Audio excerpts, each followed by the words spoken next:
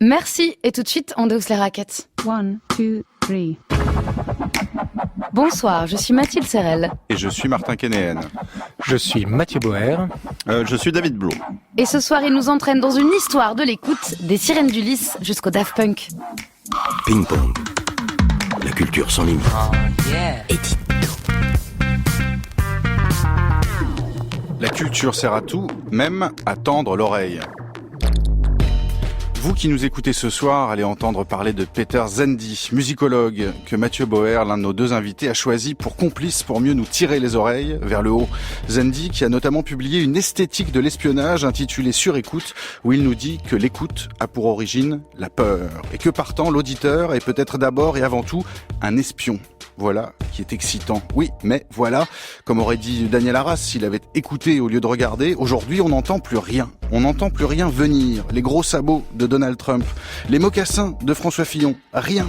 Alors, que penser quand on entend que Manuel Valls serait la personnalité de gauche préférée des Français et que dans le même temps on nous claironne qu'il aura du mal à rassembler dans son camp? Et même si Valls s'est accoquiné avec un autre Boer, Alain Boer, qui aime bien mettre son monde sur écoute et sous vidéosurveillance sous prétexte de nous tenir en sécurité, pas sûr qu'il puisse prédire le verdict des urnes au printemps. Non.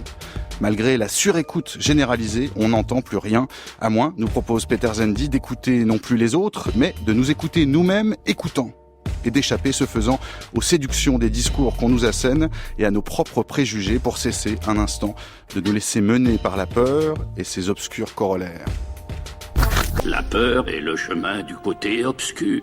La peur mène à la colère mène à la haine mène à la souffrance.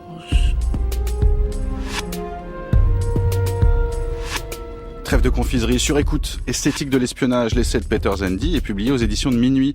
Mais vous, Mathieu Boer, qui faites feu des travaux de Zendy et qui creusez, cultivez le sillon d'un théâtre bruissant et musical, vous qui vénérez en outre la série télé The Wire, Surécoute, est-ce que vous sentez une âme d'espion ? Non, pas plus que ça. Il y a des endroits que j'aimerais bien évidemment pouvoir espionner, mais non, peut-être le silence m'intéresse plus en ce moment dans le brouhaha du monde. Je trouve que ça manque de silence plus qu'autre chose. Il y a un vrai silence d'ailleurs dans votre spectacle. On peut en faire un ensemble si vous voulez. Ah oui, mais c'est difficile à la radio évidemment. On peut décrire, on peut essayer. Pas mal, hein. Ouais, c'est agréable. On ne tient pas longtemps, évidemment, parce que on a peur que l'auditeur décroche ou qu'ils se disent « Merde, il y a une panne, qu'est-ce que je fais ?» Ils ont des secrets. Ils ont des secrets. Alors David Blo, dans ce genre de situation, dans notre passé commun à Radio Nova, il y avait la bande de secours Ce que j'allais dire. Enfin, un certain nombre de secondes, il y a la bande de secours. Avec, je ne sais pas, peut-être c'est pas pareil chez vous de Mos Def au début. Eh bien, nous, à Radio France, justement, c'est construit. Mais au bout de combien de temps? Parce que nous, elle serait déjà arrivée. Demander à Thomas Beau, notre réalisateur. 50 secondes. 50 secondes. Ah, c'est des beaux silences. Un petit peu. C'est pas celui de John Cage, 4 minutes 33, on est encore loin du compte. Impassable à la radio. Impassable à la radio. C'est peut-être un petit peu moins, du coup, chez Radio Nova, mais en tout cas, vous avez une technique imparable, on peut le dire, David Blo, pour savoir quelle sera la prochaine chose en politique, pour la voir venir, en tout cas en politique musicale. Vous avez fait un schéma dans ce chant de la machine, The Next Big Thing, donc le prochain grand mouvement musical, et c'est comme ça une série de traits, d'influences qui vont découler les unes des autres. Donc c'est quoi The Next Big Thing selon votre schéma musical? Excuse-moi de déprimer l'ambiance, mais ça a été fait en 2000. Il y a marqué The Next Big Thing et on est en 2016 et je sais toujours pas ce que c'est, quoi. Donc voilà. Actuellement, on est dans des revivals non-stop. J'ai fait une théorie récemment dans Trax Magazine qui sort là actuellement où c'est les 30 ans de la house et je dis que la techno qui était la musique du futur se projetait sur l'an 2000 énormément, le 2001 ou l'an 2000 puis depuis qu'on y est arrivé, il y a comme je compare la techno à un poulet auquel on aurait coupé la tête et qui sait plus où aller et qui revient en arrière régulièrement. Puis le pire, c'est que j'ai l'impression qu'en fait toute la société, tout le monde au-delà de la musique est dans cette même problématique, c'est où aller, c'est quoi le futur quand on a plus de nous on a tous grandi avec cette idée l'an 2000, puis il est là, puis maintenant Du coup, en Silence. politique Je trouve ça plutôt excitant. musicale comme D'avoir des ailleurs, invités sans tête. on n'en sait pas plus. D'avoir des invités sans tête, ouais, les zombies, peut-être qu'on est un peu à cet endroit-là. c'est à Mais en la même mode, temps, il y a tout à réinventer. Je trouve que l'époque pour ça est passionnante, justement. C'est qu'évidemment, il faut tout réinventer, il faut regarder à nouveau, il faut écouter à nouveau, il faut être attentif, il faut être bienveillant, il y a plein de choses, du coup, qui se questionnent, et je trouve que l'époque peut être, d'une certaine façon, un peu déprimante, si c'est vrai, mais aussi passionnante, je trouve. Voilà. Mathieu Boer, David Blo, vous êtes sur écoute. Mathilde Serrel, Martin Kénéen. Ping-pong. Comment partager une écoute? Son écoute.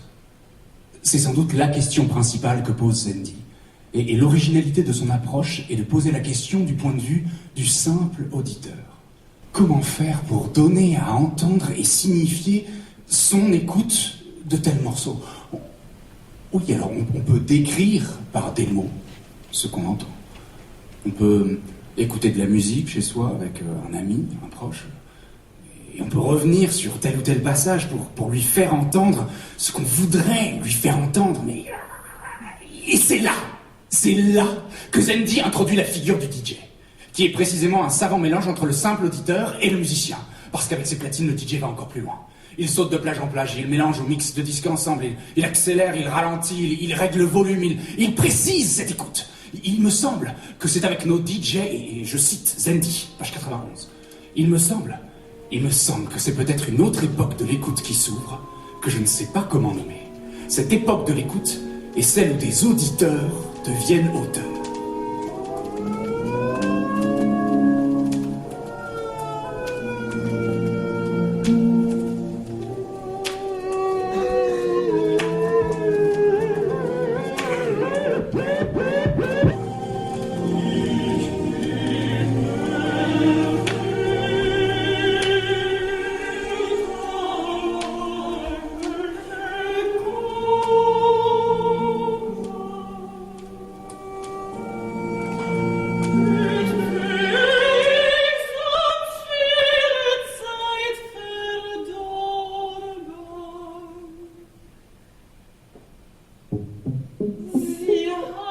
Devant les rideaux dorés d'une salle de bal, la chanteuse lyrique et comédienne Pauline Sirkirji à l'instant. On retrouve aussi une enchaîne de chez Castorf, Kate Strong sur scène. Il y a aussi Sylvain Cartini, Mathias Girbig ou encore vous-même, Mathieu Boer. Vous êtes à l'origine, vous êtes responsable de ce spectacle. Ça s'appelle DJ Set sur écoute, sur entre parenthèses. Et on a entendu à l'instant cette théorie de Zendy sur les auditeurs qui deviennent des auteurs. Ce serait ça, l'espèce musicale inventée par les DJ. Vous, dans cette histoire de la musique, vous dites que vous êtes intéressé aux interstices. Qu'est-ce qui vous a... Ça, c'est la base du travail que j'ai toujours fait. C'est un travail de mise en perspective, de montage avec des éléments un peu hétérogènes, hétéroclites que je réunis sur un plateau, qui sont à la fois, qui offrent des portes d'entrée, qui sont à la fois des réflexions, enfin du sens intellectuel, etc., mais en même temps toujours une entrée un peu sensible, parce que ça me semble absolument essentiel pour qu'on puisse s'en saisir. Et c'est cet aller-retour que j'essaye de mettre en œuvre sur un plateau qui devient le lieu de l'expérimentation, effectivement, de tous ces éléments qui voyagent entre la musique, des philosophes, du jeu, des platines textes, de DJ, des platines, il y a un gramophone. Il se trouve que c'est une question comme ça, sur laquelle je me suis arrêté il y a 2-3 ans en lisant Peter Zendy, à qui je dois beaucoup. Ce spectacle lui doit beaucoup, puisque je m'étais jamais arrêté vraiment sur la question de la musique, alors que j'en fais, de formation, je suis musicien, mais je m'étais jamais vraiment posé la question de comment elle agissait. Je m'en méfiais un tout petit peu, et je pense que c'est pour ça que j'ai fait du théâtre. Je pourrais raconter là un de mes traumatismes, d'avoir entendu un chant néo-nazi que j'aimais beaucoup dans le film Cabaret. Je dis toujours ça, mais j'avais que le disque, j'avais jamais vu le film. J'adorais ce chant, et je me suis rendu compte le jour où j'ai vu le film que c'était un chant néo-nazi. Donc je me suis dit attention au pouvoir de séduction de la musique quand même. Méfions-nous. Peut-être que j'ai fait du théâtre aussi pour cette raison-là. C'est pour à un moment donné que il y a pas de hiatus, quoi. Faut remettre un tout petit peu les choses dans l'ordre. Et voilà, on connaît la haine de la musique de Pascal Quignard aussi. On a marché jusqu'à des camps de la mort. On marchait au rythme de la musique, etc., etc. Donc je m'en méfie un peu. Mais je m'étais jamais intéressé d'une certaine façon à comment elle fonctionnait, comment elle agissait sur nous. Est-ce qu'elle racontait aussi sur des choses très très intimes qui nous appartiennent, des choses très singulières. Voilà, Zendy le fait. Et vous êtes, vous, de cet interstice de l'auditeur-auteur ? Oui. entre les choses, comme disait, c'est entre les choses. Je trouve que justement, ça advient, qu'il y a du sens. C'est effectivement dans ces interstices, c'est la conjonction et plus que le verbe être, qui fait que ça permet à un moment donné au spectateur, en tout cas, de rentrer, de trouver sa place. Et là, en l'occurrence, sur cette conférence concert, puisque je tiens à cette dénomination de conférence, c'était l'idée de partager avec les spectateurs un certain nombre de questions qui sont liées effectivement à l'écoute. Pas uniquement de la musique, parce qu'il y a aussi les sons du bruit, le bruit, les sons du monde, les bandes son, l'évolution du son au 19e, 20e siècle, le son pour sa qualité intrinsèque, c'est-à-dire ce qu'a pu faire des gens comme Pierre Schaeffer, Luigi Russolo. Oui, parce qu'on a Luigi Russolo en live, en concert, parce que il faut le dire, vous avez choisi le théâtre Mathieu Boer et la musique avec Sentimental Bourreau, donc ce groupe et cette compagnie. Aujourd'hui, donc vous dirigez le Nouveau Théâtre de Montreuil et vous avez pu proposer une haunting melody, donc une réflexion déjà sur ces mélodies qui nous hantent en mode zombiesque. Là, on est dans cette conférence-concert qui a tout du concert par l'énergie, par l'intensité, par le show. Et j'aimerais justement que vous nous disiez ce qu'il y a à voir. Il y a notamment cette épatante comédienne Kate Strong il suffit qu'elle bouge une main et le spectacle est total. Alors si elle se fâche en déclamant du Adorno, c'est encore plus extraordinaire. Mais voilà, comment est-ce que cette conférence sur l'écoute, vous avez décidé d'en faire du spectacle, d'en faire des images, d'en faire du théâtre? Parce que je m'étais trompé avant. Figurez-vous. Non, j'avais fait The Hunting Melody, qui était un spectacle effectivement assez ambitieux, qui mêlait à la fois une narration, une histoire. Il y avait un studio, un contexte, sur toutes ces questions autour de l'écoute, mais je pense qu'il y avait trop de choses et que j'avais noyé le spectateur par un nombre d'informations absolument incalculables et que j'étais allé un peu trop loin même, en présupposant que les gens avaient des connaissances ou des notions. À force d'être dedans, on oublie qu'à un moment donné, il y a des éléments ou juste un certain nombre de questions qu'il faut reposer, qu'il faut repartager avec les spectateurs, les auditeurs, pour que ça fasse sens et que ça fasse écho et que le ping-pong, en l'occurrence, puisse avoir lieu. Ce serait quand même scandaleux qu'au service n'y ait pas de retour de service, comme disait Serge Danet. Voilà. Donc critique de cinéma, mais vous êtes aussi penché sur Serge Danet. Vous avez fait un spectacle. Oui, pardon. Attendez, je reviens parce que j'ai l'art de la digression. J'adore les digressions. Nous, on fait les sous-titres justement pour rester accessible. Voilà. En fait, c'est toujours l'art de la digression est quelque chose qui me plaît énormément. De plus en plus, je crois que je l'assume de plus en plus. Donc voilà. Donc je me suis dit, mais il faut que j'arrive quand même avec tous ces, parce que ça restait passionnant. Je trouvais ça passionnant. Il faut que j'arrive à en faire quelque chose, le rendre lisible d'une certaine façon sur le plateau. Donc j'ai embarqué des gens avec qui j'avais une grande habitude de travail. Effectivement, quelqu'un comme Kate Strong, suffit qu'elle dise un texte, qu'elle bouge une jambe, mais elle est danseuse. Elle a travaillé avec surtout avec William Forsythe pendant 10 ans, Frank Karsdorff. Enfin, c'est des gens qui habitent réellement le plateau. Mathias, qui est un vieux complice, qui est à la fois comédien, qui chante de façon exceptionnelle. C'est des gens avec qui j'avais fait Pliski Demi. On en parlera peut-être tout à l'heure, mais qui était aussi un livre qui est sorti chez Alia, qui retraçait toute l'épopée du punk rock aux États-Unis et non pas en Angleterre, je tiens à le préciser, et qui avait été aussi, je leur dois un de mes grands succès puisque ça a été un assez beau succès.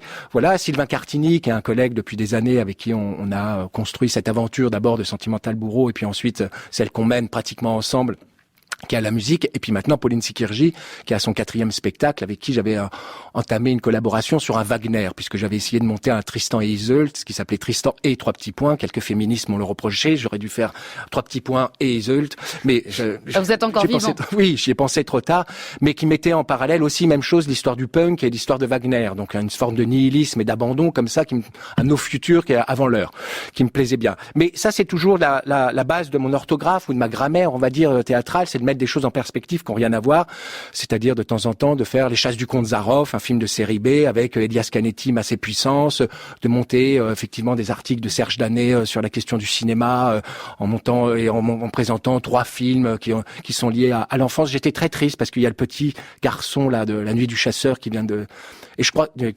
disparaître. Je ne sais pas si vous voyez, enfin cette figure dans La Nuit du Chasseur, et il faisait partie des figures enfantines que je convoquais dans le Serge Danet avec les contrebandiers de Moonfleet et puis Allemagne année zéro. Enfin, c'est des gens qui m'ont accompagné. Enfin, je veux dire, oui, si, c'est ça. Oui. C'est votre playlist à vous? Mathieu Boer, je vous propose justement de mettre votre playlist en ligne sur la page de Ping Pong, parce qu'il y a eu un tel défilement de noms. Je pense qu'on a besoin de pouvoir les retrouver au calme dans un contexte de radio augmentée sur le site internet de France Culture. .fr, bien sûr. Vous auriez pu citer Roland Barthes, vous ne l'avez pas encore fait, mais ça va venir, bien sûr. L'écoute flottante, le laisser surgir. Et Roland Barthes, il est sur l'une des planches de ce chant de la machine de David Blo, qui paraît donc chez Alia dans son intégralité, sur l'histoire de la house. On est au Palace, dans cette planche. Il y a Guy Quervas, dont la cabine est toujours placée en hauteur.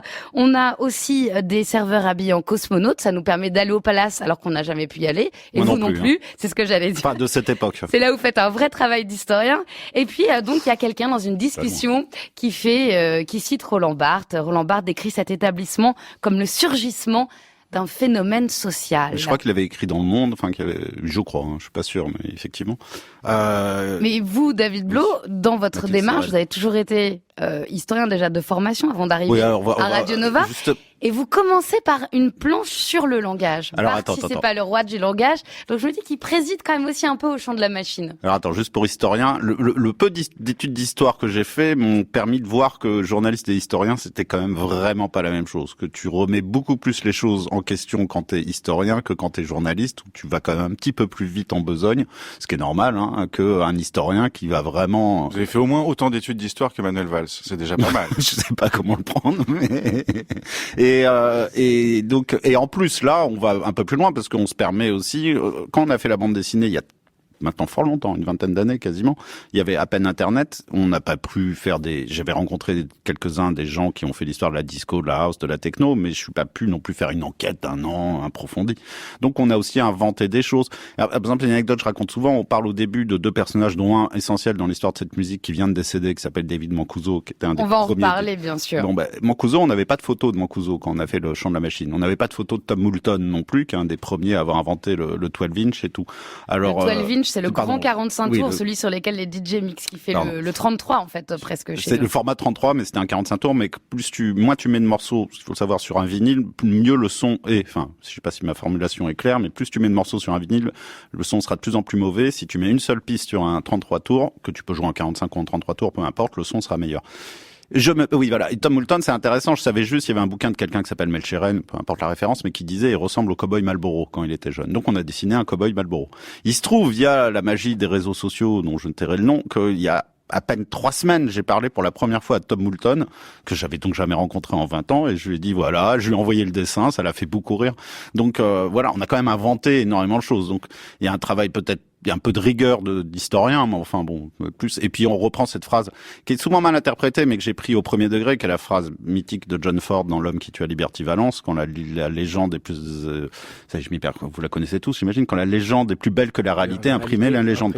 Qui en fait, quand on regarde le film, est plus vicieux que ça, parce qu'on ne sait pas si c'est Ford qui pense ça. C'est le journaliste à la fin du film qui dit ça. Ford, lui, en fait, fait le film, il dit presque l'inverse. Il dit la réalité, c'est que c'est quand même John Wayne qui a tué Liberty Valance, Lee Marvin donc, et que c'est pas James Stewart.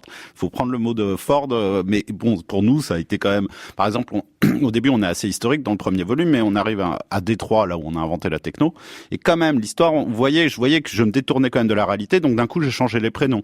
Donc voilà, j'essaye quand même de rester prudent sur le côté historien. Pardon, j'ai complètement... On parlera du langage plus tard. Désolé. J'ai compris. Mais étymologiquement, l'historien, en grec, c'est le témoin. Et donc, vous avez aussi fait œuvre de témoin. Alors, il y a des légendes que vous avez reconstituées, mais vous avez aussi, évidemment, vous êtes un témoin, David Blo, de cette histoire, et un témoin même acteur, agissant, via, bien sûr, votre expérience alors, j'ai organisé l'organisateur des fameuses soirées respect, mais ce qui est assez marrant, des années 90. C'était pas voulu. Là, ce qui sort chez Alia, c'est l'intégrale des 2 volumes qui étaient sortis à la base en 2000 et 2002 chez Delcourt, ou 2003, je sais plus.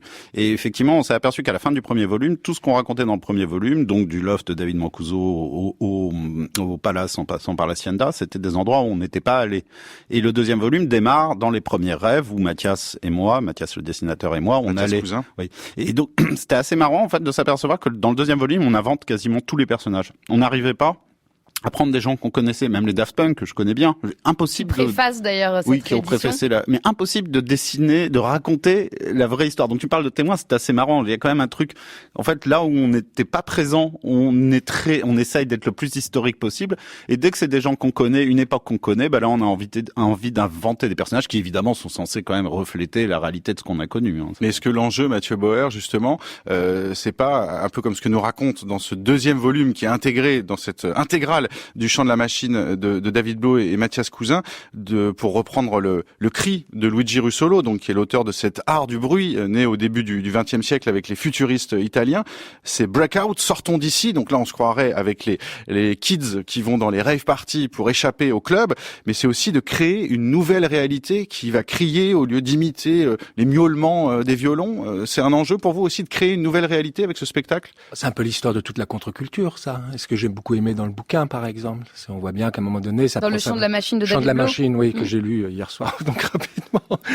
Voilà, on voit bien que les racines, à un moment donné, elles se fait où ça se fait à partir parfois de hasard, qui c'est assez beau d'ailleurs. Le maxi 45 tours, puisqu'il n'y a plus de galettes assez grandes pour graver, donc il prend à 33 tours pour faire un maxi 45 tours. Et effectivement, il y a ce son absolument incroyable et inimitable que des vinyles. On a regravé des vinyles d'ailleurs. Tout vient du plateau et vient des vinyles sur DJ7 sur écoute. C'était quelque chose auquel je tenais. Et puis effectivement, comment se construit une contre-culture, c'est-à-dire dans les ghettos, dans les endroits où on n'attend pas, dans les endroits qui sont pas les institutions, qui sont à la marge, plutôt underground. Et ça crée des mouvements qui sont assez souvent passionnants. Puis en plus pour des minorités aussi, puisque aux États-Unis, on voit bien à Chicago que ce soit pour la communauté gay, ou que ce soit pour les blacks, etc. On voit très bien que dans le sens noble du terme de New York, les Noirs de Chicago. La techno, la house, chose qui a quand même été perdue de vue beaucoup aujourd'hui, si on écoute le top 50 ou des choses comme ça, c'est vrai que c'est une musique de minorité, noire, gay, latino. Mais c'est peut-être un peu passé, ça aussi. Comme ça se passe au Paradise Garage de Larry Levan. Ou au Loft de David Mancuso. Au Loft de David Mancuso. Mais même au Palace, quelque part, partout. Mais je me demande si ça disparaît pas un peu, parce qu'on a ce truc d'internet aujourd'hui, et on est en connexion direct avec n'importe quoi qui peut se passer à n'importe quel moment. Et donc, le côté, ces endroits, le Loft de David Mancuso, moi j'en ai entendu parler à la fin des années 90. L'endroit date de début 1970. On ne trouvera pas un papier en France, même en Angleterre, qui parle du Loft avant, très très tard, 20 ans après sa création. Aujourd'hui, avec Internet, je me demande si tout de suite l'underground ne serait pas possiblement mis à la portée de tout le monde du jour au lendemain. On verra ce que ça donnera demain. À la portée des caniches. Avec cette explosion comme la disco l'a connue, par exemple, qui va la déformer, ce que vous racontez dans le chant de la machine. Parce que nous, on a une vision de la disco. J'ai failli démarrer avec ça. C'était évidemment pour moi aussi la vie de disco, c'est John Travolta et Village People. Mais c'est vrai que pour les gens qui ont un peu créé cette musique, aucune musique ne démarre de rien. Hein. La disco, c'est de la soul, c'est de la funk, c'est un peu Broadway, c'est tout ça qu'on mélange. Et y a pas, mais c'est le mélange qui est nouveau. Mais à la base, oui, c'est une musique plutôt homosexuelle underground qui d'un coup devient incarné par John Travolta, c'est-à-dire un type hétérosexuel, dans un film beaucoup plus noir qu'on peut l'imaginer. La fièvre du samedi soir, c'est pas grise. Quand on revoit La fièvre du samedi soir ou quand on le voit, c'est un film beaucoup plus sombre, beaucoup plus dur. Il y a des suicides, il y a des choses assez violentes dans ce film-là. Enfin, il n'empêche que c'est vrai que les types de Greenwich Village se sentaient un petit peu, ils disaient mais qu'est-ce que ça n'a rien. Alors ne parlons même pas de Village People, qui est pour eux une caricature absolue mais c'est ça qui a été numéro 1 et c'est ça qui a fait le mouvement disco. On va se rendre tout de suite au Loft de David Mancuso à New York au début des années 70.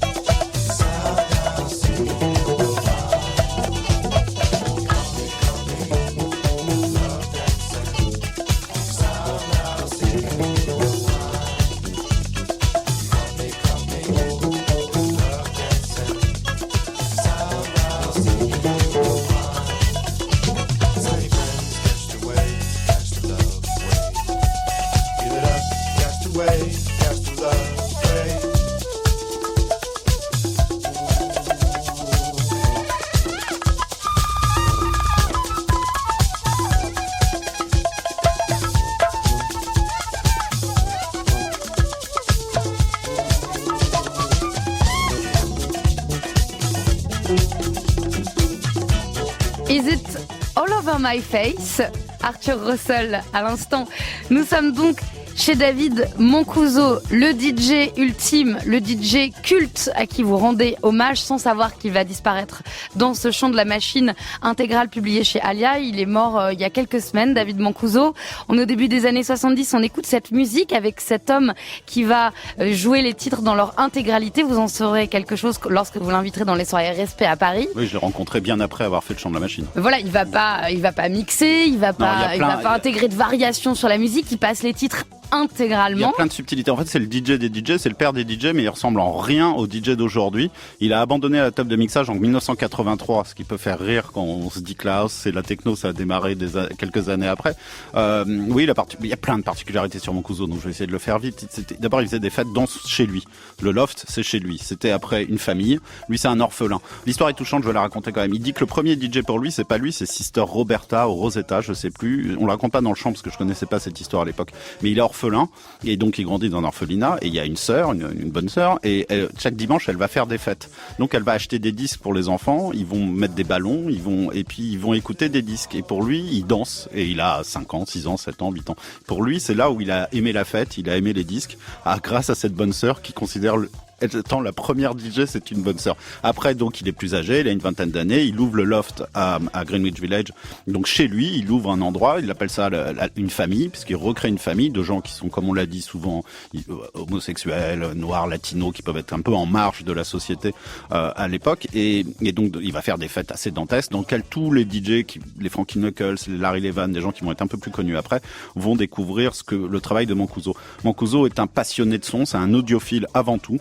Moi, quand je le fais venir à Paris, c'est le seul DJ au monde qui passe 2 jours à faire un soundcheck. C'est-à-dire que maintenant, aujourd'hui, les DJ arrivent avec une clé USB et ils mettent la musique tout de suite. Lui, il passe 2 jours à remonter tout. Il considère que plus il y a d'interférences entre l'enceinte, ce qui sort, et le vinyle, moins le son est bon. Donc, il veut supprimer la table de mixage, il veut supprimer le maximum d'intermédiaires. Et il se trimballe avec un vue-mètre, par exemple, et ce vue-mètre, pour que le son ne soit pas trop fort, c'est important qu'il soit pas trop fort. Le type était vraiment, par exemple, je me suis promené avec lui, cours carré du Louvre, je le vois, il était assez âgé, il est mort à 70 et quelques. Je l'ai vu courir comme un gamin aux 4 coins de la cour carrée du Louvre en claquant des mains pour voir l'acoustique. Il était obsédé par des choses comme ça. Et quand il jouait des disques, je termine là, effectivement, il les joue en entier, il ne les mixe pas, il ne veut pas pitcher les disques, comme on dit, jouer avec les variations, et le disque s'arrête. Les gens, et il repart sur un autre disque. Ce qui est effectivement l'antithèse de ce que peuvent faire les disques. Enfin, l'antithèse, c'est exagéré, et pourtant c'est le papa un peu de tous ces DJ. Et juste, voilà, une citation de Bill Brewster, auteur du livre essentiel Last Night, A DJ Saved My Life, sur son compte Facebook, le jour de la mort de David Mancuso. Il dit « Tous ceux qui ont dansé ou enfilé un casque doivent quelque chose à David Mancuso. » Mais ce qui obsède David Mancuso, c'est donc la qualité du son, mais ce qui obsède les danseuses, les danseurs qui viennent chez lui dans son loft et qui ensuite vont investir tous ces lieux au départ underground, marginaux, où il faut la clé, où il faut la carte, il faut le code pour entrer, puis les clubs qui vont devenir de plus en plus vastes et les rave parties à ciel ouvert. C'est aussi l'enjeu. C'est la rencontre des corps qui vibrent sur la musique. Or, vous, Mathieu Boer, vous vous nourrissez, j'y reviens, de la littérature, de la prose de Peter Zendy dans votre DJ set sur écoute, donc votre spectacle qui est actuellement au Nouveau Théâtre de Montreuil. Et vous vous nourrissez notamment d'un essai de Zendy qui s'intitule « La philosophie dans le jukebox », référence explicite à Sade, sa philosophie dans le boudoir, explicite d'ailleurs, c'est l'autocollant qu'on met sur les disques quand il y a des paroles à caractère sexuel qu'il faut éloigner des oreilles des enfants. Et je le rappelle, vous êtes le fondateur de la compagnie Sentimental Bourreau. Est-ce que vous pouvez nous faire un instant professeur de désir et nous dire en quoi, selon vous, l'écoute, la musique ont à voir avec la question du désir sexuel et peut-être, qui sait, de son accomplissement? Il y a beaucoup de questions en une, là. À chacun son tour. Sur le désir, je sais, ce qui est sûr, c'est qu'à un moment donné, surtout là dans la philosophie, dans le jukebox, que j'aime beaucoup, il parle de des hits, quoi, enfin de ces tubes qui nous deviennent à un moment donné, qui tapent à notre porte d'une certaine façon, à nos oreilles, qui pénètrent en nous, dans nous, comme ça, et dont on n'arrive pas à se débarrasser, qui nous renvoient effectivement à des endroits assez intimes de notre personne. Donc évidemment, il y a la question du désir, mais pas que. C'est des engorgements, c'est des obsessions, on peut être totalement envoûté, habité, on ne sait plus comment s'en débarrasser. Mais dans votre spectacle aussi, entre oui, Pauline évidemment. et Mathias, les corps se rapprochent. À la fin, oui, évidemment, il y a quelque chose qui se joue sur cette conférence. Évidemment, il y a une relation qui se joue sur le plateau entre des corps différents, en plus des corps assez juvéniles. Donc évidemment, la question du désir ne fait que surgir. Et puis, Pauline a une voix avant tout, donc c'est vrai qu'on a envie de la prendre dans ses bras d'une certaine façon, et inversement, avec sa voix, elle nous prend dans ses bras, si j'ose dire. Voilà, mais c'est plus la question effectivement de cette culture du tube et qui a été par certains, enfin en tout cas pour certains intellectuels, qui a été quelque chose d'assez sale, enfin une régression de l'écoute pour Adorno, et que Peter Zendy, c'est ça que j'aime beaucoup chez lui, réhabilite d'une certaine façon. On dit non, ça a une valeur marchande, on lui accorde ça, on le sait, très bien, etc. Mais pas que, ça a toujours une valeur singulière pour chacun d'entre nous. Ça nous replonge et ça nous met à des endroits, voilà, qui appartiennent au collectif, bien évidemment, mais qui sont aussi des endroits très intimes. Bon, moi, c'est la patinoire pour Kate Bush, par exemple, je peux le dire, j'ai grandi à côté d'une patinoire, mais avec effectivement mes premiers désirs, je faisais du hockey sur glace, mais il y avait aussi des jeunes filles qui faisaient du patinage artistique. Je dois avouer qu'elles étaient assez mignonnes, et puis on tout ça glissé. Il y avait Kate Bush, Kim Wilde, etc., etc. Pour d'autres, Kate Bush est un tout autre endroit. Voilà, c'est ça qu'il essaye de mettre un peu en perspective, et que j'aime beaucoup, parce que c'est aussi réhabiliter les cultures populaires, c'est-à-dire d'arrêter d'opposer systématiquement une culture savante d'un côté et les cultures populaires de l'autre, et de voir comment les deux, tout vaut pas tout, hein. Attention, évidemment, il y a rien ne vaut Kate Bush et Kim Wilde. Peut-être, mais Bartok et John Cage, c'est pas mal. Et John Cage aussi. 1, 2, 3. Vous écoutez Ping Pong sur France Culture, à suivre. Eh bien, des invités qui nous prennent dans leurs bras et nous qui les prenons à notre tour dans nos bras avec David Blo et Mathieu Boer. Et tout ça en s'écoutant. Ping Pong. La culture sans limite. Dans DJ 7, votre histoire de l'écoute, Mathieu Bauer, je ne sais pas où vous auriez situé les soirées de musique contemporaine au début du XXe siècle où l'on croisait Prokofiev. C'était un véritable phénomène. Il était avant-gardiste et pourtant populaire. Il s'était adonné à la dissonance. Il avait refusé la facilité des sirènes. On vous rappelait que dans l'Odyssée, Ulysse doit bien résister à ce charme, même si, comme le dit David Blo, il faut aussi en finir avec l'élitisme et l'expérimental dans un milieu cultivé, c'est le conformisme même. Pas moi qui le dis, hein, c'est mon personnage. C'est votre personnage. Jankélévitch, l'un des personnages, philosophe du doute qui apparaît aussi dans le spectacle de Mathieu Bauer, nous parle du charme. Le charme comme le sourire, on ne sait ni à quoi il tient, ni en quoi il consiste, mais c'est quelque chose qui se passe entre le sujet et l'objet, de l'un à l'autre, comme un afflux. C'est exactement ce qui va se passer si vous vous laissez entraîner dans ce mouvement de la jeune fille de Serge Prokofiev, dirigé par Laurine Mazel. C'est l'orchestre de Cleveland, Roméo et Juliette.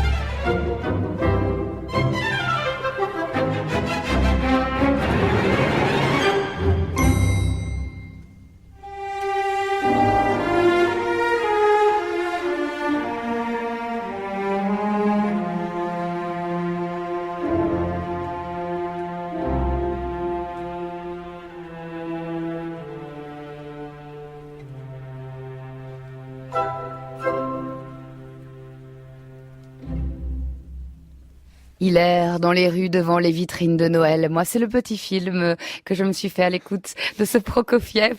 Le mouvement de la jeune fille, Roméo Juliette, et les mouvements d'Angelin Prel-Jocage. Ce sera proposé dans le cadre des sélections du Figaroscope. Ils ont choisi, entre autres, ce spectacle d'Angelin Prel-Jocage, qui est notamment raconté dans Paulina, à la BD de Bastien Vives.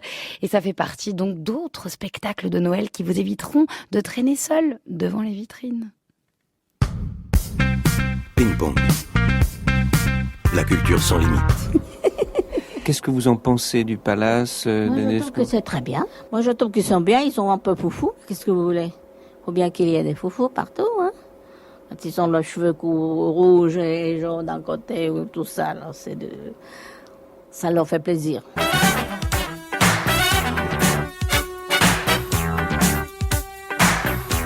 Et nous sommes maintenant au milieu des danseurs du palace. Je suis là tous les soirs. Ah ouais, je suis là tous les soirs. Du mercredi au dimanche. Qu'est-ce que vous aimez dans la danse? La danse du palace, bon, la musique du palace, ça dépend des jours. Comme le samedi, c'est bien comme musique parce que disons que c'est varié. Il y a des jours, comme le mercredi ou le jeudi, c'est disco. Bon, alors dans ce cas-là, c'est un peu rasoir. Tu sais que le vendredi, samedi, ça c'est cool parce que il y a tout. Il y a du rock, il y a du hard, il y a du disco. Alors là, c'est clair. On est ailleurs ici un peu, on se sent un peu ailleurs par rapport à la vie quotidienne. Ouais, parce que disons que c'est quand même chaleureux aussi, puis il y a tous les genres. Il y a des pique-niques, il y a des skins, il y a des teddy, il y a des discos, il y a des homos, il y a des trablos, il y a tout. Il y a même des loupards comme moi.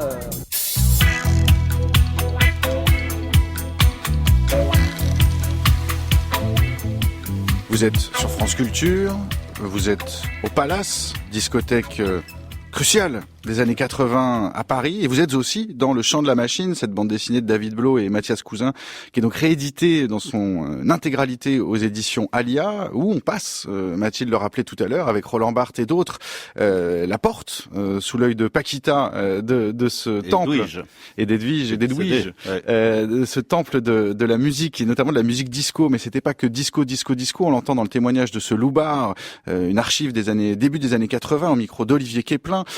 À l'époque, on entend aussi un peu de ce son, puisque ça, c'est les musiques qu'il y avait dans ces nuits magnétiques de France Culture en 1980, du reggae, de la disco, un son comme ça aussi des machines qui fait vibrer le son et qui lui donne de l'écho. L'universitaire Tanguy Willem, David Blo, prétend que le livre conserve et que la musique ressuscite. Alors vous, avec ce livre, avec cette bande dessinée, Le Chant de la Machine, vous conservez toute cette histoire et grâce à la musique, à vos playlists qui ouvrent chaque chapitre, vous nous invitez aussi à la ressusciter. J'aimerais, si vous le voulez bien, qu'on ressuscite un instant le dessinateur du Chant de la Machine, Mathias Cousin, qui est mort au début des années 2000, et qu'on ressuscite aussi son trait. Quelle musique il faudrait pour le ressusciter et ressusciter son trait? Ah waouh, c'est compliqué là comme question. Parce que vous, il y a le Blue Monday de New Order. Pour lui aussi, ça vous colle à la peau. Ouais, non mais pour lui aussi, on était très amis avec Mathias. On a fait la bande dessinée en découvrant la bande dessinée, tout en découvrant aussi la house, tout en découvrant des histoires comme Mancuso qu'on connaissait pas. Donc on était voisins. Je connais son grand frère. Je suis toujours ami avec son grand frère depuis l'adolescence. Donc c'est d'ailleurs son grand frère est un des personnages qu'on voit quand on parle de New Order à la fin. Donc il est dans la coordination éditoriale aussi. Et il est dans la coordination, bien sûr. Il gère le passé de ce qui reste de Mathias, quoi. Enfin, musicalement, on découvrait plein de choses en même temps et on écoutait de tout. Je suis pas sûr qu'on se mettait de la disco pour travailler sur le chapitre sur le Palace ou des choses comme ça. Hein. On n'était pas quand même complètement immergé comme ça. Sur le trait de Mathias, ce qui est intéressant, bon là je parlais plus en bande dessinée, mais la base, tout le monde le dit, le premier volume est très inspiré par Crumb. Le deuxième est beaucoup plus lâché. Je pense que le deuxième aurait montré à quel point Mathias aurait pu être un dessinateur majeur, mais vraiment, je le dis sans forfanterie, hein, c'est pas moi. Un trait qui va jusqu'à l'abstraction. Complet, c'est même déroutant, hein, parce que le dernier chapitre, j'avais pas fini d'écrire les dialogues, qu'il avait déjà fini de dessiner la page, et ça, j'ai jamais vu ça dans l'histoire de la bande dessinée, je crois. Bon, il faut vraiment que c'est vraiment lâché sur la fin. Au début, il est très Crumb, parce que Crumb est un des rares qui avait réussi à parler de musique en bande dessinée, ce qui est pas forcément évident, surtout que la bande dessinée, jusqu'à aux années Métal Hurlant, c'est quand même très pour enfants, donc on n'aborde pas des sujets comme ça. Ce que faisait Crumb sur le blues, sur les bluesman, nous a vraiment inspiré. Il nous a inspiré doublement, c'est quand notamment les mecs de Chicago qui ont inventé la house, qui ont été complètement pillés par les maisons de disques qui avaient gardé tout l'argent. On a vraiment l'impression que c'était les petits-enfants des bluesman que Robert Crumb dessinait. Tout en se doutant bien que Crumb devait détester la house, c'est pas de la musique, etc., mais ça peu importe. Et donc il y a une filiation pour nous qu'on a fait pour Crumb, on va le dire. Et dans le deuxième volume, oui, il se lâche là graphiquement. Il a toujours été aussi très ligne claire, il y a quelque chose... Voilà, tu prends Hergé, tu prends Crumb, t'as deux des noms les plus importants de l'histoire de la bande dessinée. Et... On secoue très fort. On secoue très fort. À la fois, en fait, on secoue très fort à quelques passages, mais à la fois il y a quelque chose de très Crumbien, quelque chose de très Hergé à un moment, et puis d'autres choses, d'autres influences qui sortent de la bande dessinée. Du côté de l'estampe même. De l'estampe. Familialement, il était très proche de Pierre Létane, qui est un dessinateur assez connu aussi. Donc il y a toutes sortes d'influences qui peuvent ressurgir dans le dessin de Mathias. Faut rappeler que pour Derrick May, on n'est pas très loin de cette définition que vous faites de la bande dessinée moderne. Pour Derrick May, la naissance de la techno, c'est la rencontre des Kraftwerk et de George Clinton dans un ascenseur. Dont on aurait perdu un ascenseur qui ne s'arrêterait plus. Oui, qui ne s'arrêterait plus. Voilà. C'est sa définition de la techno. C'est un mélange, excuse-moi. Oui, techno, house, David c'est Blo. quand même vraiment des musiques qui n'arrêtent pas d'aller et venir entre Europe, États-Unis, avec des influences africaines évidentes si on parle du rythme. Et c'est un jeu constant entre les deux, même si c'est quand même une musique noire américaine, c'est important de le rappeler et de le préciser, ça, que ce soit à Détroit, que ce soit à Chicago, un peu moins à New York où c'est plus mixte, mais c'est vraiment les bases, mais sinon ça arrête pas. Ces mecs de Détroit, ces gamins écoutaient New Order, Depeche Mode, Human League, et ça les influençait quand ils ont fait leur propre musique. La disco, c'est un va-et-vient, donc c'est une des musiques qui est le plus va-et-vient.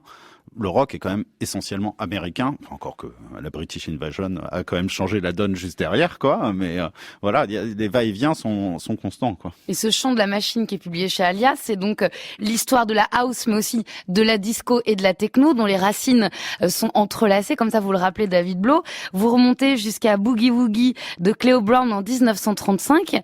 En quoi c'était important pour vous de faire une machine à remonter le chant? Alors en fait, c'est une question à un moment qu'on s'est posée, on s'est dit, mais on commence où? Alors au début, benoîtement, je vous le disais tout à l'heure, on commence à Travolta. Bon, je tombe sur ce bouquin de Mel Sheeran, c'est Didier Lestrade, un des rares journalistes qui parlait de house à l'époque, qui me file les épreuves. Le bouquin n'était même pas sorti. Mel Sheeran, c'était un des cofondateurs du Paradise Garage. Puis là, je découvre David Mancuso. Faut remonter en 1970. Mais à un moment, je me rappelle avec Mathias, je fais, mais pourquoi on commence pas, aux fêtes de Louis XIV et tout? C'est-à-dire dans les cavernes. L'idée de la fête, l'idée de danser, l'idée d'un lieu, la nuit aussi, passer une nuit blanche.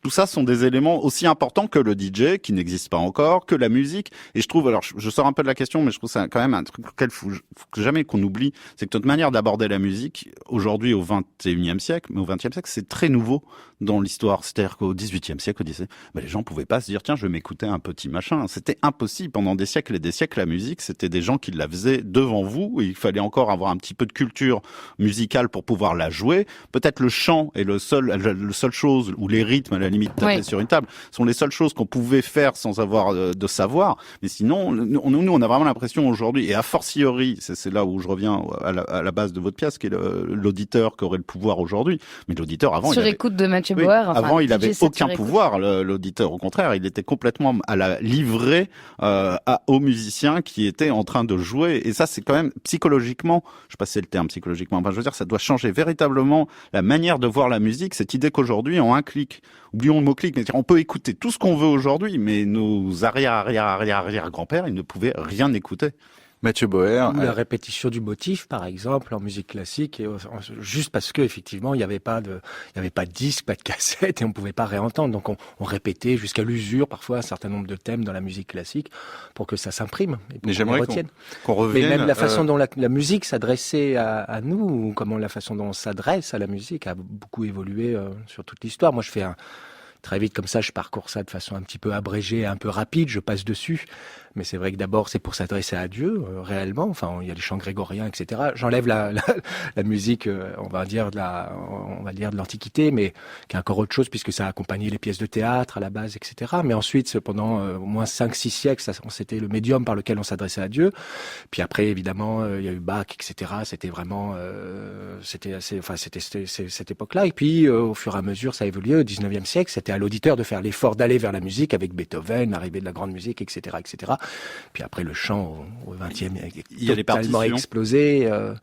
Et là, et évidemment, l'arrivée de l'enregistrement, de la radio. Oui, et avant, il y a les partitions. Énorme. Je trouve intéressant les partitions. Oui, mais au même titre que l'appropriation de la musique on faisait des arrangements. Liszt passait sa vie à faire des arrangements, des œuvres des uns des autres. J'aimerais que vous nous disiez quelque chose de votre arrangement, justement, dans ce DJ set sur écoute, Mathieu Bauer, qu'on revienne sur le plateau et dans la salle du Nouveau Théâtre de Montreuil, où donc vous montrez et vous donnez à écouter et non pas à entendre ce DJ set jusqu'au 9 décembre.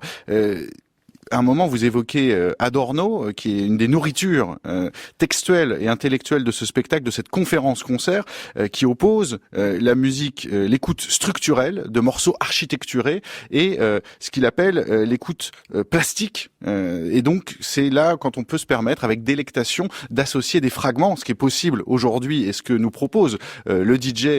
Et vous y insistez dans le spectacle précisément, Mathieu Bauer. Mais en quoi, il y a quelque chose de cet ascenseur fou qui fait des va-et-vient comme entre George Clinton et Kraftwerk. Et Kraftwerk, merci Mathilde, dans votre spectacle. En quoi il y a une écoute structurelle, c'est-à-dire qu'il y a un spectacle qui va d'un point A à un point B, une histoire de la musique, de l'écoute, dans laquelle vous nous entraînez. Une tentative modeste de retraverser une partie de l'histoire de la musique, mais aussi une tentative de nous égarer.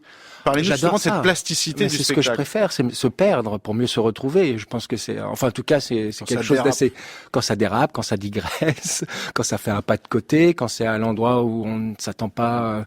Évidemment, quand on passe d'Adorno à Alain Delon, Flashdance, tout d'un coup, et qu'effectivement, il y a Adorno qui dit attention, c'est une écoute régressive, etc.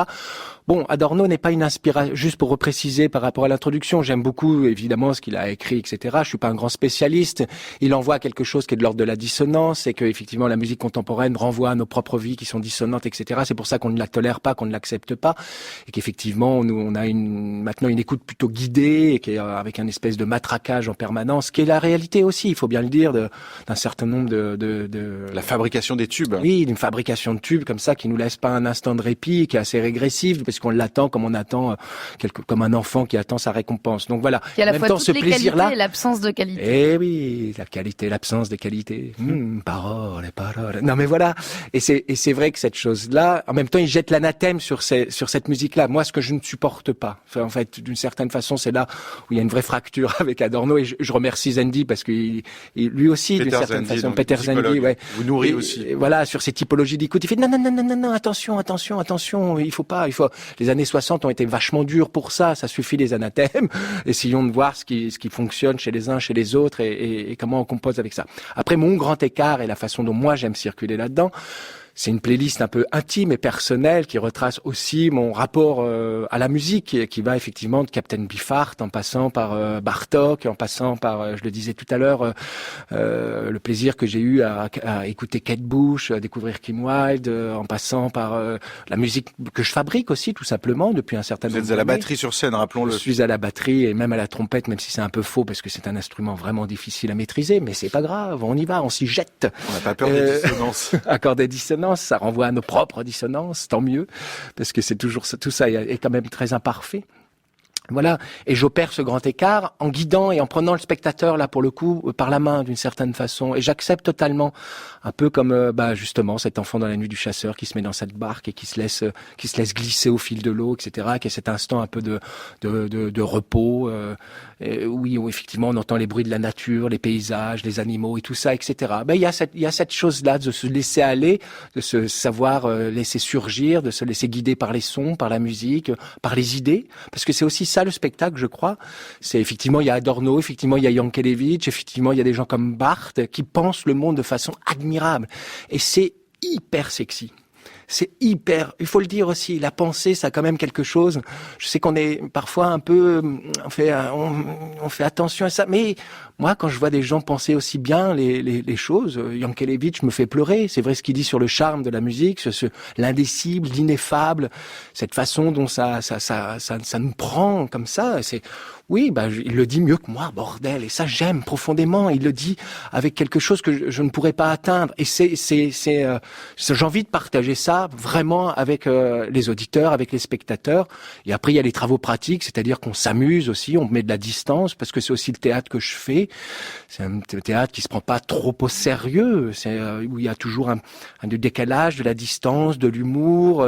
On est toujours du lard ou du cochon, c'est pas très bien, même s'il y a Adorno. Oui, aussi, ouais. Pardon, voilà, je m'embarque, ça y est, c'est parti. Saluons nos camarades d'ailleurs à la voix off, Arnaud Laporte et Blandine Masson. Donc la dispute et les fictions de France Culture sur scène, c'est vrai qu'il y a cette idée de circulation entre vos tubes philosophiques et vos tubes musicaux, Mathieu Bauer. On découvre aussi au passage qu'on a pris plus 60 décibels durant le XXe siècle, ce qui permet d'ouvrir une belle parenthèse sur le silence. Et puis il y a cette question, qu'est-ce que vous demandez à la musique et qu'est-ce que la musique vous demande? Je trouve qu'il résonne... David Blanc, on parlait de Mancuso tout à l'heure, David Mancuso et son loft au début des années 70, cette alliance de PD au sens noble, de latino, de toutes les populations de New York. Il dit, David Mancuso, l'idée centrale du loft, c'est le progrès social. Est-ce que c'est ça qu'on demande à la musique et est-ce que c'est ça qu'elle nous demande? Je rappelle pas qu'il a dit cette phrase. Je peux revenir un instant. Il l'a dit dans une interview pour Red Bull. D'accord, mais je peux voir ce qu'il dit. Juste un mot, mais vraiment court. Quand on parlait de la musique, Larry Levan, qui est un bébé de David Mancuso, il dit pour une soirée réussie, il faut que j'ai vidé la piste au moins une ou deux fois dans la soirée. C'est-à-dire que j'ai mis un disque que les gens ne comprennent pas, où ils vont s'arrêter de danser et à moi de reconstruire. Et pour lui, c'est très important. Donc ça rebondit sur. Là, il y a la dissonance. Par exemple. Mais alors des fois, c'est parce que les gens connaissent pas le morceau et après ils vont l'adorer. D'ailleurs, Larry Levan était spécialiste de jouer 6 fois le même morceau dans la nuit pour que les gens à la fin soient fans du morceau. 1 heure de Marvin Gaye entière, entre autres. Ça, c'est quand Marvin Gaye est mort, mais il y avait des fixations comme ça. Mancuso, non. Alors ça, je réponds peut-être à ce que tu dis. Effectivement, Mancuso était un type incroyablement généreux, qui n'avait aucune préoccupation monétaire, mais jusqu'à la fin de sa vie. C'est comparé aux DJ d'aujourd'hui qui prennent des cachets que j'oserais même pas dire ici tellement ils sont délirants. Là, vraiment, lui, ça l'intéressait pas. Mais il a dit encore récemment, par exemple, il dit quand les gens disent, il dit pour moi faire un bon DJ set, pour reprendre la phrase, ça n'existe pas parce que ça n'a pas d'intérêt. Moi, ce qui est intéressant, c'est est-ce que la fête était réussie, est-ce que les gens étaient heureux, est-ce que les gens se sont rencontrés, est-ce que les gens se sont parlé, est-ce que les gens ont discuté, est-ce que les gens se sont aimés. Et moi, je suis que quelqu'un. Alors évidemment, c'est très important. Et il était maniaque encore une fois du son, il est maniaque des disques qu'il jouait. Donc chacun a son rôle. Il faut vraiment le loft, par exemple, il y avait à manger. C'était un truc très important. Les gens, il faut venir en famille, quels que soient les âges. C'était aussi quelque chose d'important. Donc il faut jamais réduire. Et c'est ça que j'aime moi. C'est ça que j'ai aimé dans les rêves. Si on était très loin musicalement des choses beaucoup plus douces que jouait Mancuso. Mais les rêves parties, donc. Les rêves parties. Et même dans certains clubs, ça disparaît un peu aujourd'hui, mais c'était, contrairement au concert de rock, c'est l'idée que chacun est libre. Le concert de rock m'épuise par cette idée que tout le monde est dans le même sens, dans la même direction. À 20h précis, fermeture des portes, à 22h, c'est fini, tout le monde chez soi. Une vraie fête réussie, un club, une rêve. Et tout le monde est libre. Ne serait-ce que dans le déplacement. Les gens sont pas collés au DJ. Alors ça a un peu disparu parce que maintenant, à un moment, on recrée le côté rock'n'roll, la star. En plus, il y a rien à regarder. Au moins, quand il y a une clé USB qui est branchée sur. T'as un DJ anglais mythique qui s'appelle DJ Harvey. Il dit, moi, je comprends pas qui maintenant prend des fortunes pour jouer. Et tout ça, il dit, moi, quand j'étais petit, je mettais de l'argent pour aller voir Earth, Wind & Fire. Ils étaient 25 sur scène et c'était un spectacle prodigieux. Voilà. Maintenant, on me regarde moi en train de jouer des disques. Je ne comprends pas. Mais en tout cas, il faudrait revenir et ça revient. Je vois, par exemple, un club à Paris s'appelle le Badaboom qui fait un truc récemment assez drôle ces temps-ci. Ils font le DJ est secret. Il y a un rideau blanc. Donc toi, tu danses, tu ne sais pas quel est le DJ. Et tu le sauras pas de toute la soirée. C'est les DJ set sheet. Alors on masque l'imam de la soirée. Non, mais c'est le minimalisme qui est en train d'arriver. Et on tue le DJ finalement. On a tué Dieu. Il manquait plus qu'à tuer le DJ. Kill the DJ. Il a dit Vance Mag. C'est pas, c'est pas forcément tuer le DJ. C'est en tout cas le remettre à sa place. Et donc j'imagine que s'il y a le rideau, je suis pas allé cette soirée, mais si on peut pas voir les DJ qui jouent, on les regarde plus. Et donc on se regarde à nouveau les uns envers les autres. On est libre d'aller. Moi, j'ai passé des soirées extraordinaires où j'étais au bar toute la soirée, où j'étais dans tel coin ou dans tel coin. Peu importe il y a un côté de liberté. Aller dans un concert rock, aller au bar, il y a personne. Il y a 3 personnes qui boivent des bières et tout le monde est rivé vers la pop star en train de jouer. Mathieu Bauer. Non, juste, c'est vrai. Nos oreilles sont rivées vers vous. Dans une vraie belle soirée réussie, c'est qu'on arrive à danser sur le cha-cha-cha de la révolution agraire à 2h30 du matin, parce que le DJ a eu cette idée, lumineuse de mettre. Enfin, je suis assez d'accord. Et puis une autre chose qui me plaît beaucoup, moi, et que j'essaye en tout cas à l'endroit du directeur de théâtre que je suis, c'est effectivement d'ouvrir au maximum à une diversité de public pour que ça se retrouve aussi dans les salles. Et là, juste pour le dire, c'est vrai que quand il y a des mômes qui se mettent à danser dans mon théâtre sur des parties du spectacle qui sont assez qui envoient, comme on dit, c'est un énorme plaisir. Ça désacralise aussi ce que peut être une salle de théâtre, et quel bonheur. Ping-pong. C'est déjà fini. Fin de partie, comme dirait l'autre. Eh bien, 1001 merci à tous deux, David Blo. Merci à vous. Merci à vous. Et Mathieu Boer.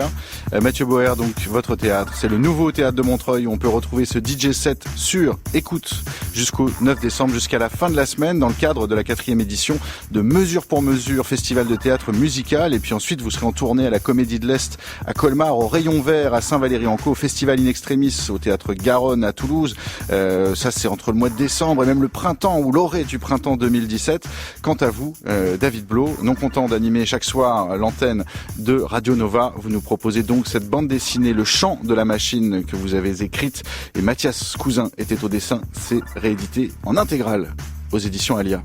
Le ping-pong est un DJ set radiophonique qui se pratique en équipe. Et quelle équipe! À la rédaction Aïssatou Ndoye, Jeanne Aléo, Seam Boutata et Lila Bozès.